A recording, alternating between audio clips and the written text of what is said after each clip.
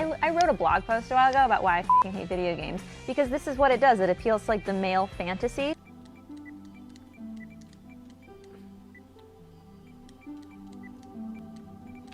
Alright, male. Replayability in video games. Whether you beat the game and automatically try to run it back again the next day, or play through the experience and discover your lost treasure that is your beloved video game a couple years later, replayability is an extremely important quality that arguably all video games possess, but obviously some of them do it better than others. Now, what makes a game have such great replayability? Well, let me tell you why in the form of song! I'm just kidding. Let's start with the evolution of pacing. Now, pacing is an obvious trait for replayability, but I wanted to make it, you take it a step further, essentially, and talk about the evolution of pacing. How much faster can you go through the game, and how much quicker can you become overpowered? Let's look no further than the Dark Souls, wait, nope, not that one. The Dark Souls, no, oh, there we go, the Dark Souls franchise. Recently, I played through Dark Souls 1 and 2 on my stream for the first time, and right now, I'm on my 4th playthrough of Dark Souls 1, and I created a new character in Dark Souls 2, in which I'm already more than halfway done with. Between Dark Souls 3 and Bloodborne, I have over 20 playthroughs combined, so as you can see, I have the experience. And I am dead. Personally, what makes me come back to these games are how much faster I can beat the game, how much quicker can I take down the bosses, and how much more damage can I dish out. Now, there are many other reasons for replayability when it comes to the Dark Souls franchise, but let's focus on this one point for now. Speedrunning is actually an excellent segue or connection to this category because it's literally all about how quick can you beat the game. And seeing how much damage those veterans can do in a speedrun in such a short amount of time, it just makes me want to try it myself. And like I said earlier, I started a new character in Dark Souls 2 with different gear, and because I know about the different hidden secrets and I know how to handle certain bosses that I didn't know about before, my character became so much more powerful than the one in my first save file. I would argue that your first playthrough of any Dark Souls game is going to be your worst, in terms of gameplay. Because with new game cycles, you start over with already all the gear you collected in hand, and now you can pretty much skip all the boring stuff that you thought you needed, or skip the equipment that you already have, so you don't need to collect it all over again. The ability to see how much farther you can push your limits is an awesome concept to me, and that's what brings me back to these games over and over again, and with the pacing, it becomes an even greater experience every time I play it again. And then there's customization, another very important aspect when it comes to replayability.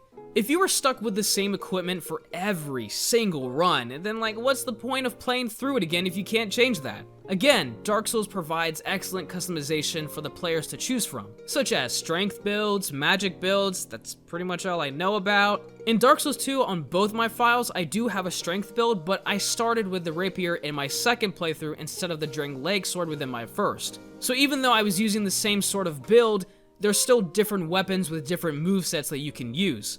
And then we have the Pokemon franchise. Soulsilver is my favorite Pokemon game, and I could not tell you how many times I have beaten Soulsilver, but what I can tell you is that for every single playthrough, I would choose a different starter which followed up with the rest of my team. Being able to customize your team to have different Pokemon was such an awesome experience for me. Seriously, like I could not put this game down. And although it doesn't carry the same amount of weight right now, I definitely did want to mention it.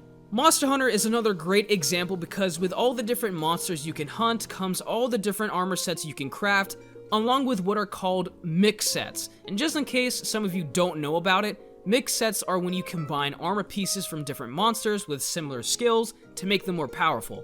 On top of mix sets, you have augmentation that allows for more critical hits, more attack, health regain, extra slots, and more.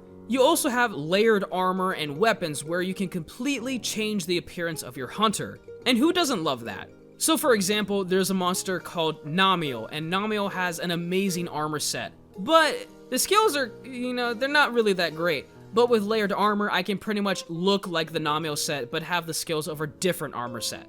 To give you kind of an idea of how much customization can occur in this game, my favorite weapon in Monster Hunter is called the Charge Blade. And with the 5 different elements, water, thunder, ice, fire, dragon, I've made a set for every single one of those elements. I mean, I just love combining different armor pieces to see which ones would work and which ones can dish out the most damage. It is a lot of fun, especially when you discover a mix set that works very well. Now, when you think about customization, you're probably only thinking about what the player can do. But what about the game itself? How can it customize its own experience? You'll see what I mean. Remnant from the Ashes has amazing replayability, and it's because of how the game customizes itself, or rather its use of different pathways. For example, when you first meet the Undying King, you have two choices. You can either give him the beast's heart and in return he gives you an item, or you can refuse his request, beat him up, and receive a different item altogether.